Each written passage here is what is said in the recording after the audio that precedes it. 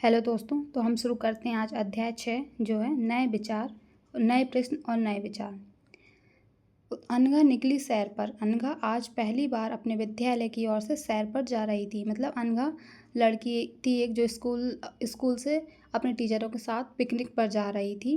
वह उसके लिए पुणे महाराष्ट्र से जाने वाली वाराणसी उत्तर प्रदेश तक की ट्रेन पकड़ती है और उसे उस स्टेशन पर छोड़ने उसकी माँ आती है, जो टीचरों से कहती है कि उसे बुद्ध के बारे में बताने के साथ साथ उन्हें सारनाथ दिखाने भी ले जाइएगा। मतलब जहाँ बुद्ध ने पहली बार उपदेश दिया था उस जगह में सारनाथ स्तूप है, उसके बारे में। तो आज हम इस चैप्टर में बुद्ध धर्म और जैन धर्म के बारे में पढ़ेंगे। तो हम शुरू करते हैं बुद्ध की कहानी से। बौद्ध धर्म के संस्थापक सिद्धार्थ थे, जिन्हें गौतम के नाम से भी जाना जाता है। जिन्हें आज हम गौतम बुद्ध के नाम से जानते हैं, उनका नाम सिद्धार्थ था। उनका जन्म लगभग 2500 वर्ष पूर्व हुआ था। यह समय वह था जब लोगों के जीवन में तेजी से परिवर्तन हो रहे थे। जैसे हमने पिछले अध्याय में पढ़ा था, जनपद, महाजनपद, कुछ शक्तिशाली राजा हुए, उनके राज्य कैसे चलाते थे वो, ऐसे धीरे धीरे करके बहुत परिवर्तन होते रहे। हजारों सालों के बाद फिर से नगर उभर रहे थे। गांव के जीवन में भी बदलाव आ रहा था। बहुत से विचारक इन परिवर्तनों को समझने का प्रयास कर रहे थे। मतलब बहुत से लोग तो इस भगदड़ में चले जा रहे थे, उस परिवर्तन के साथ ढलते जा रहे थे।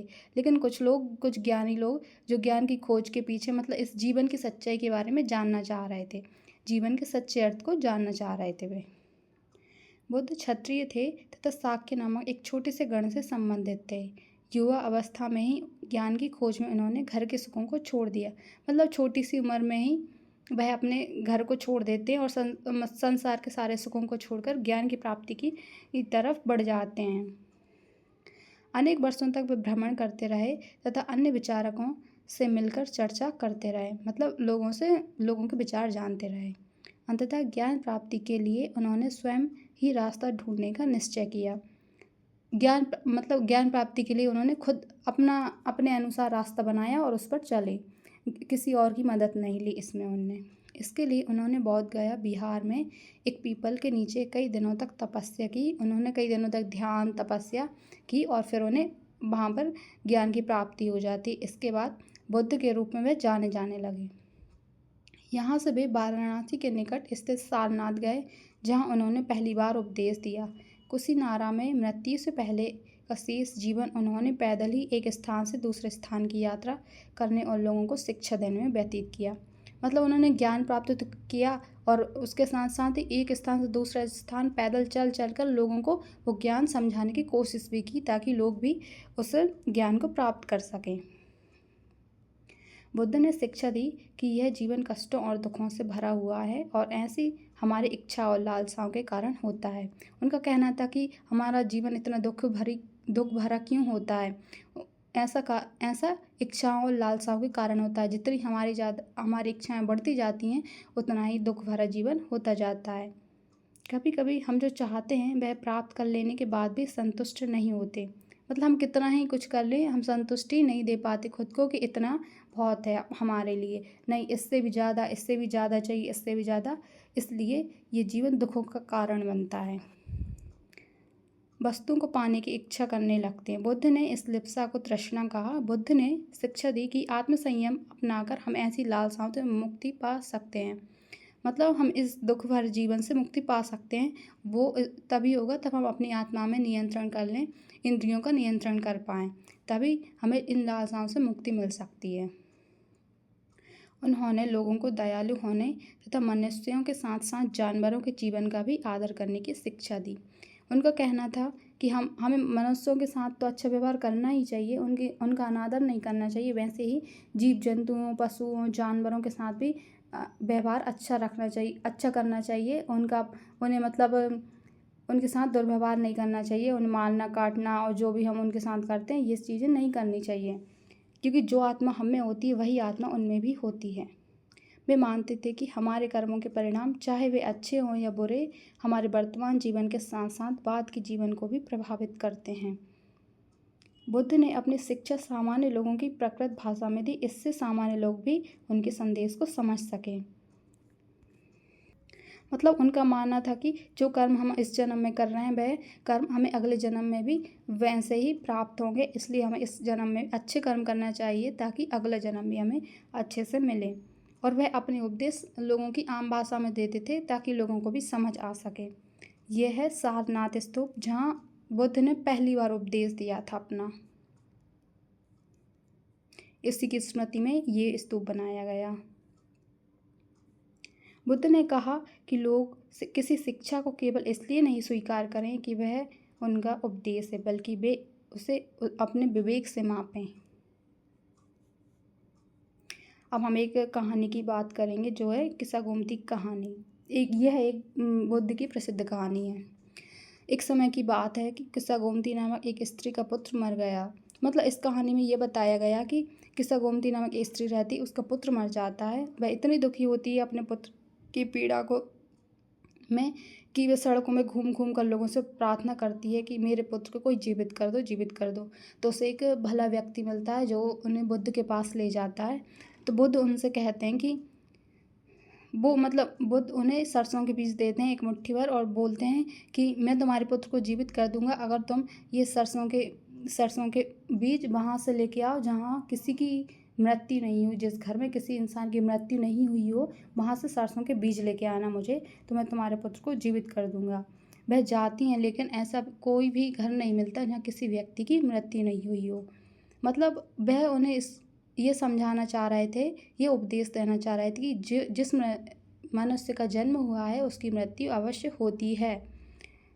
इस कारण उन्हें एग्जाम्पल देने के लिए कहा। भारतीय दर्शन की 6 पद्धतियाँ होती हैं। षट दर्शन, जिन्हें षट दर्शन बोलते हैं। सदियों से भारत द्वारा सत्य की बौद्धिक खोज का प्रतिनिधित्व दर्शन की 6 शाखाओं ने किया। ये वैशेषिक न्याय, सांख्य, योग, पूर्व मीमांस और वेदांत या उत्तर मीमांस के नाम से जाने जाते हैं। मतलब ये 6 पद्धतियाँ होती हैं जिनके बारे में हम पढ़ते हैं।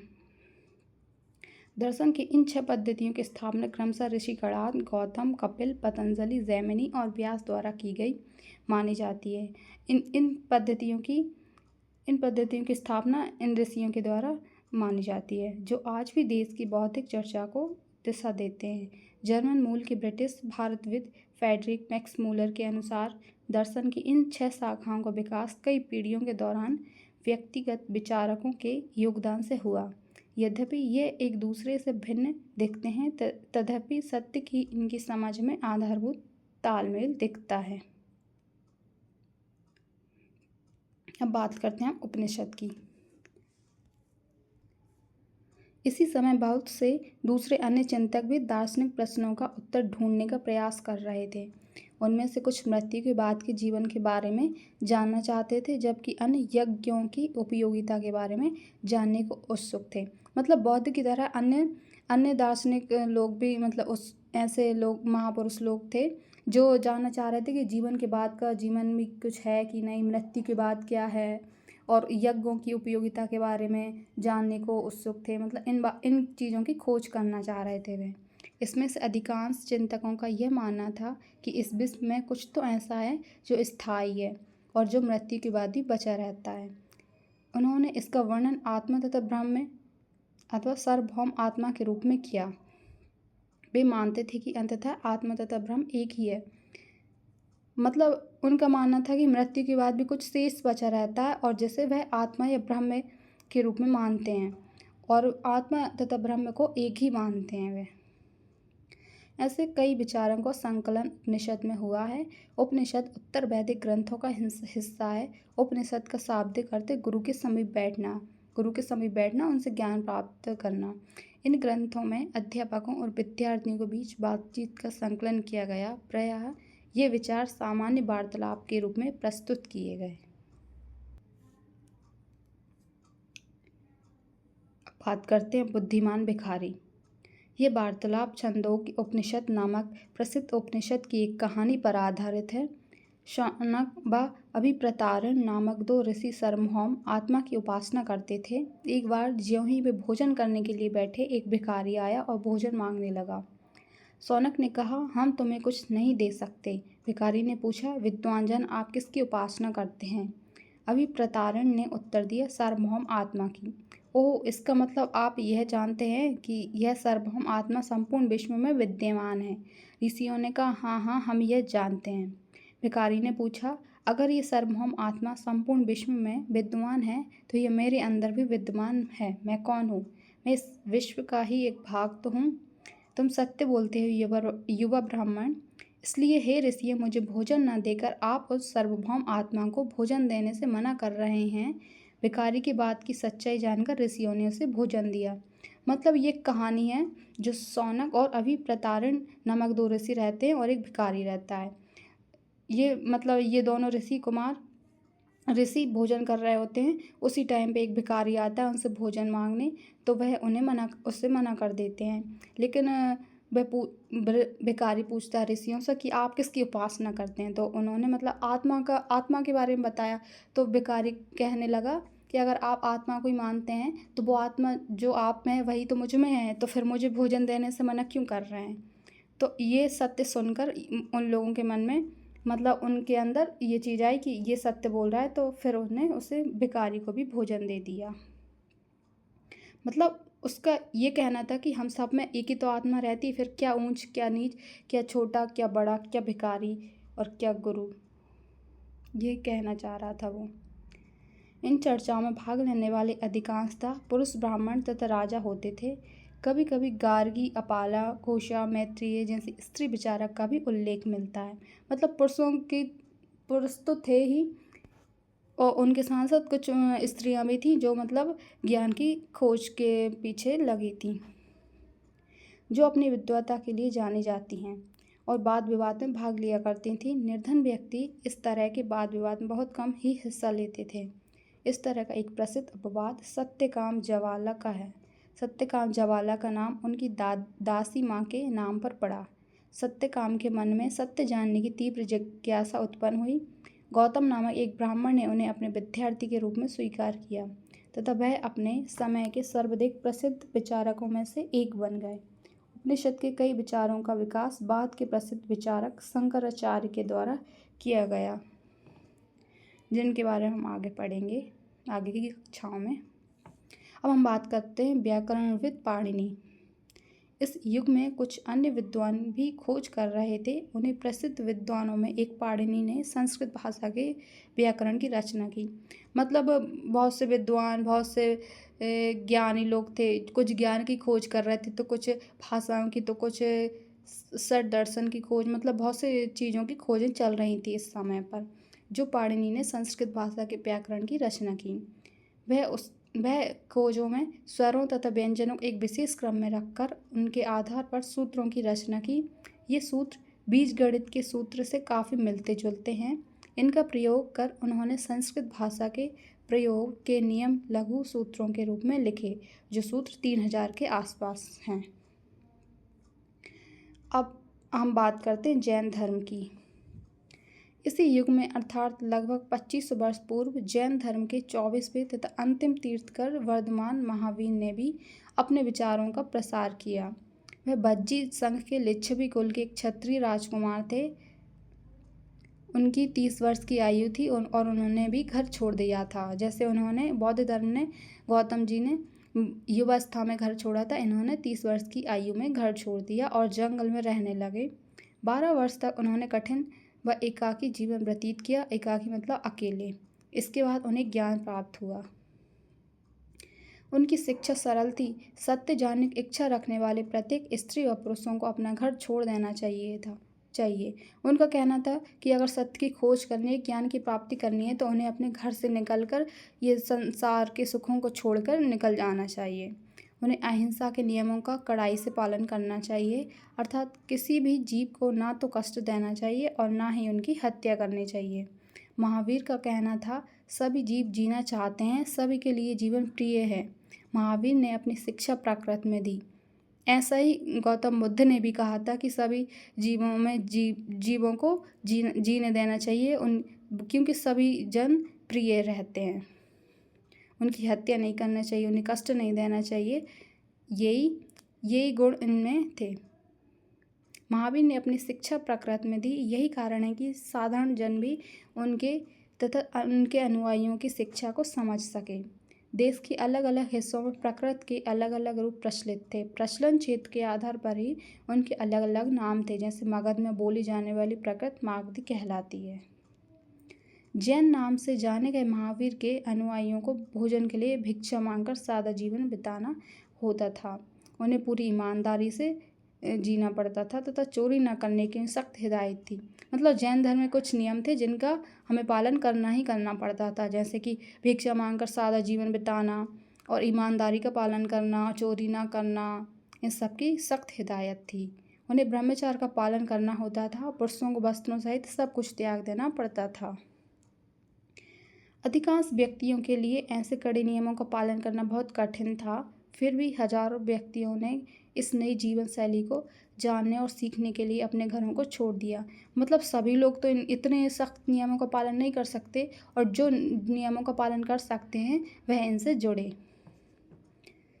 कई अपने घरों पर ही रहे और भिक्षु भिक्षुणियों बने लोगों को भोजन प्रदान कर उनकी सहायता करते थे। मतलब जो भिक्षा लेने आते थे उन लोगों की सहायता करते थे।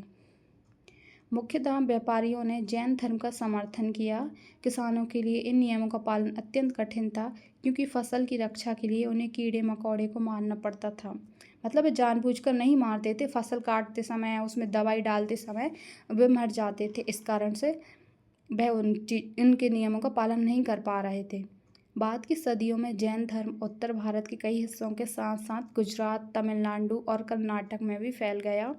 महावीर तथा उनके अनुयायियों की शिक्षाएं कई शताब्दियों तक मौखिक रूप में ही रहीं। वर्तमान रूप में उपलब्ध जैन धर्म की शिक्षाएं लगभग 1500 वर्ष पूर्व गुजरात में वल्लभी नामक स्थान पर लिखी गई थीं। हम जिस धर्म की बात कर रहे हैं उसका मतलब जानते हैं। जैन शब्द जिन शब्द से निकला है, जिसका अर्थ है विजेता।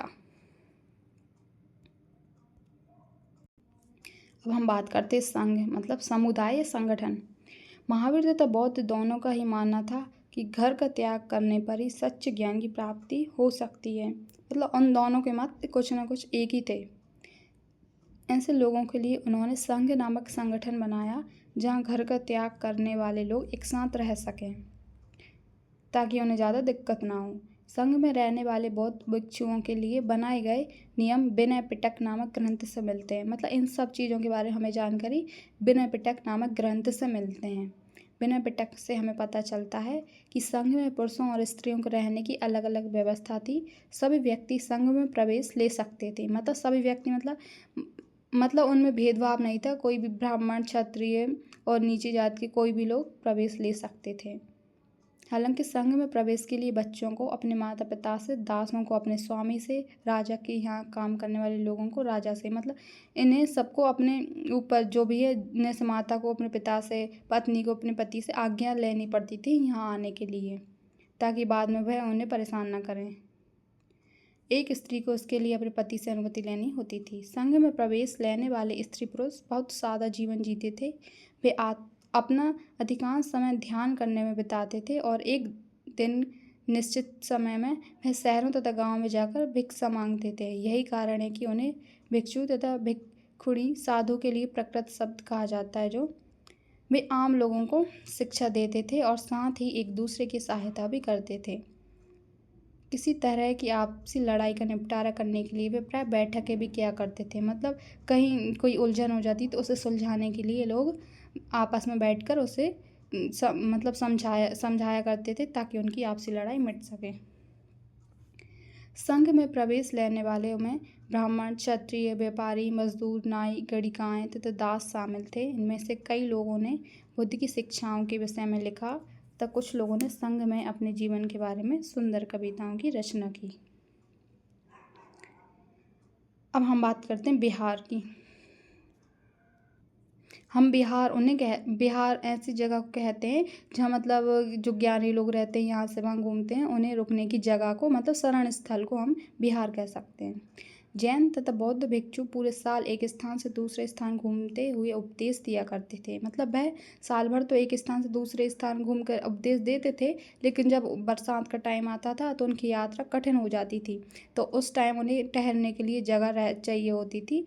जो निवास स्थान रहता था वह विहार कहते। ऐसे समय में अपने अनुयायियों द्वारा उद्यानों में बनाए गए अस्थायी निवासों में अपनी पहाड़ी क्षेत्रों की प्राकृतिक गुफाओं में रहते थे। मतलब ऐसे समय में जो वर्षा ऋतु के टाइम पर वे गुफाओं में रहते थे। जैसे जैसे समय बीतता गया वे स्वयं उनके समर्थकों ने अधिक स्थायी शरण स्थलों की आवश्यकता का अनुभव किया तब कई शरण स्थल बनाए गए जिन्हें विहार कहा गया। आरंभिक विहार लकड़ी के बनाए गए तथा बाद में इनके निर्माण में ईंटों का प्रयोग होने लगा। और कुछ ऐसी गुफाएं मिली जो पत्थर की रहती थी और उन्हें काट काट कर ऐसे सुंदर डिज़ाइनों में बनाया गया। जैसे हम ये देख सकते हैं, ये महाराष्ट्र में एक गुफा है जो पहाड़ी को काट कर बनाई गई है।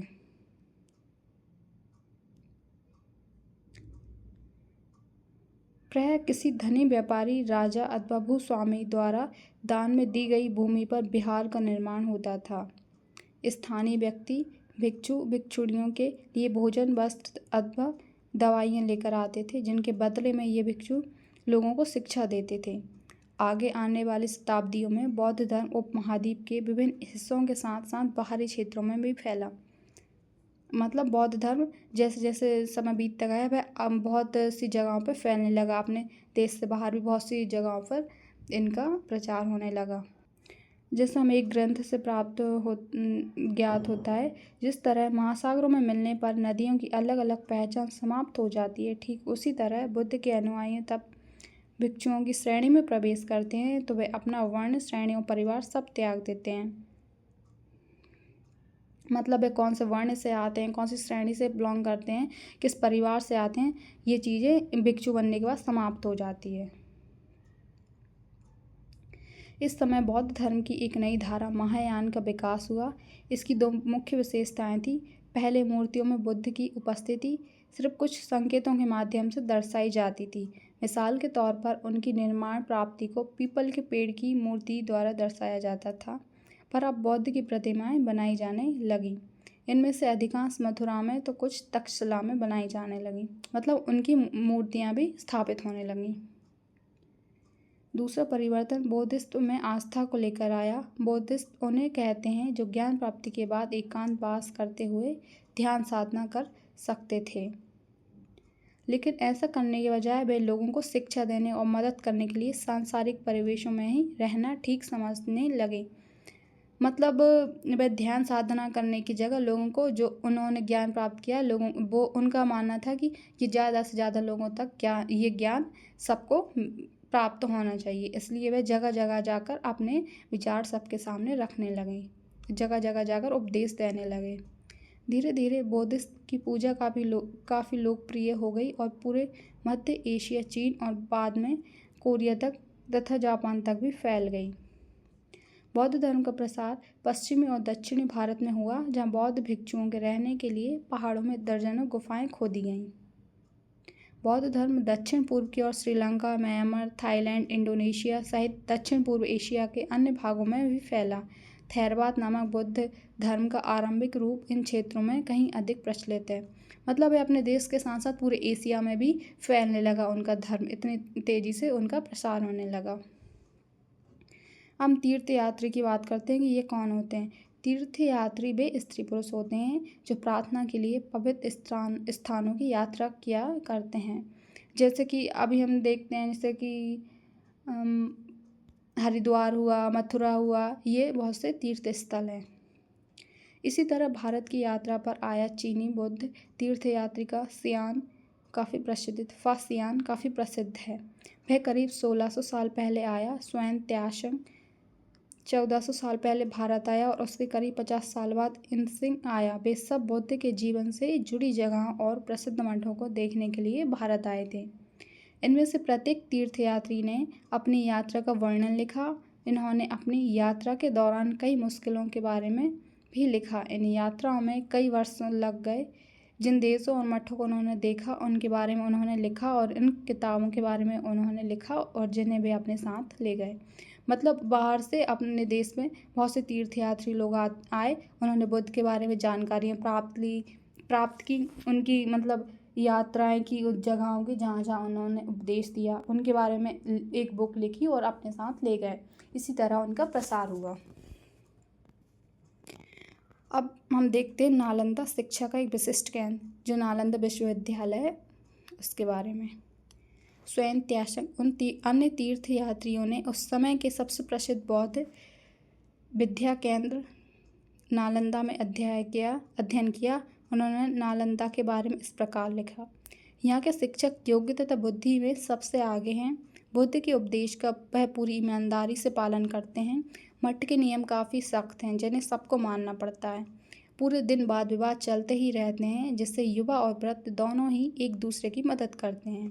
विभिन्न शहरों से विद्वान लोग अपनी शंकाएं दूर करने यहाँ आते हैं। नए आगंतुकों से पहले द्वारपाल के कठिन प्रश्न पूछते हैं। उन्हें अंदर जाने की अनुमति तभी मिलती है जब वे द्वारपाल को सही उत्तर दे पाते हैं। 10 में से 7-8 सही उत्तर नहीं दे पाते थे। मतलब वह ये अध्ययन करते हैं और इसके बारे में लिखते हैं कि वह यहाँ शिक्षा प्राप्त करने के लिए इतने नियम का पालन करना पड़ता है। वहाँ के नियम बहुत सख्त रहते हैं और ये सब के बारे में उन्होंने लिखा। अब बात करते हैं जीवन के चरण। आश्रम। आश्रम शब्द का तात्पर्य जीवन के एक चरण से है जो है ब्रह्मचर्य, गृहस्थ, वानप्रस्थ तथा संन्यास नामक 4 आश्रमों की व्यवस्था की गई। मतलब 4 प्रकार के आश्रम होते हैं, 4 प्रकार के व्यवस्था है जैसे ब्रह्मचर्य, गृहस्थ, वानप्रस्थ और संन्यास। ब्रह्मचार्य के अंतर्गत ब्राह्मण, क्षत्रिय तथा वैश्य से ये अपेक्षा की जाती है कि इस चरण के दौरान वे सादा जीवन बिताकर वेदों का अध्ययन करें। गृहस्थ आश्रम के अंतर्गत उन्हें विवाह कर एक गृहस्थ के रूप में रहना होता था। वानप्रस्थ के अंतर्गत उन्हें जंगल में रहकर साधना करनी थी। अंततः उन्हें सब कुछ त्याग कर सन्यासी बन जाना था। आश्रम व्यवस्था ने लोगों को अपने जीवन का कुछ हिस्सा ध्यान में लगाने पर बल दिया। ये जाने हमने कुछ आश्रमों के बारे में जो इस प्रकार थे। तो ये चैप्टर अब समाप्त होता है जिसमें हमने कुछ उपयोगी शब्द यूज़ किए हैं जैसे तृष्णा, प्राकृत, आत्मा, ब्रह्म, उपनिषद, जैन, अहिंसा, भिक्षु, संघ, विहार, आश्रम, बौद्ध के बारे में जाना, जैन धर्म के बारे में जाना और बहुत सी चीज़ों के बारे में इस अध्याय में हमने जाना। तो अब हम मिलेंगे अगले अध्याय में।